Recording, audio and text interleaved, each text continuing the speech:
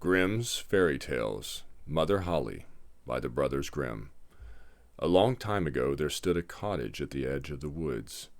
In this cottage lived a widow with her 2 daughters. The younger girl was fair and kind and sweet-tempered. The older was idle and so vain and unkind that no one but her mother could bear her.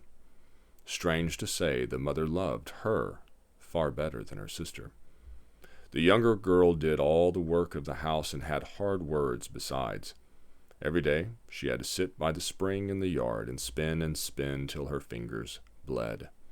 One day as she was sitting there hard at work, her spindle or spool slipped from her fingers. It fell to the bottom of the spring and was lost to sight. The poor girl looked for it in vain. Then she went and told her mother what had happened. The mother scolded and beat her. "You idle, careless girl," she said. "You let the spindle fall because you do not wish to work, but you may as well get it out. I shall not buy another, and not a bite, nor a sup shall you have until you bring it back." The girl went weeping to the spring and stooped to see if she could find the spindle. Alas! She leaned too far, and in she fell. But instead of staying in the water, she fell on through the spring and came out on the other side. She found herself in a beautiful meadow. The sun was shining bright, and there were thousands of flowers in blossom. There was a little path across the meadow, and this she followed. It led after a while to an oven full of bread. The loaves cried, take us out, we are done to a turn." The girl stepped to the oven and took out all the loaves. Then on she walked again. Soon she came to a tree full of ripe red apples. The tree cried, shake me, my apples are all ripe." Then she shook the tree till the apples fell round her like rain. She put them together in a heap and went on. At last she came to a small cottage. In the door stood an old woman. She looked so strange and so fierce that the girl started to run away. But the woman called after her, "Do not be afraid, dear child. Come here and live with me. Obey me and do your duty, and you will meet with only kindness. Every day you must make my bed well and shake it so that the feathers fly. Then there will be snow upon the earth, for I am Mother Holle." So the girl went to live with Mother Holle. Every day she shook the bed until the feathers flew like snowflakes. She had plenty to eat and to drink, and never an unkind word. For a long time she was happy there with the old woman, but at last she began to feel sad. She was homesick, after all, and longed to go back to her mother and sister. "Dear Mother Holle," she said, "you are kind and good, but after all they are my mother and my sister, and that is my home. I long to see them all." Then Mother Holle said, "It is but right that you should wish to go home. You have served me well and truly, and you shall not miss your reward." She took the girl by the hand and led her up the path. They came at last to an open gate. As the girl passed through, there fell a shower of gold which clung to her dress. She was covered with gold from head to foot. "That is your reward for honest, faithful work," said Mother Holle. Then she put in the girl's hand the lost spindle.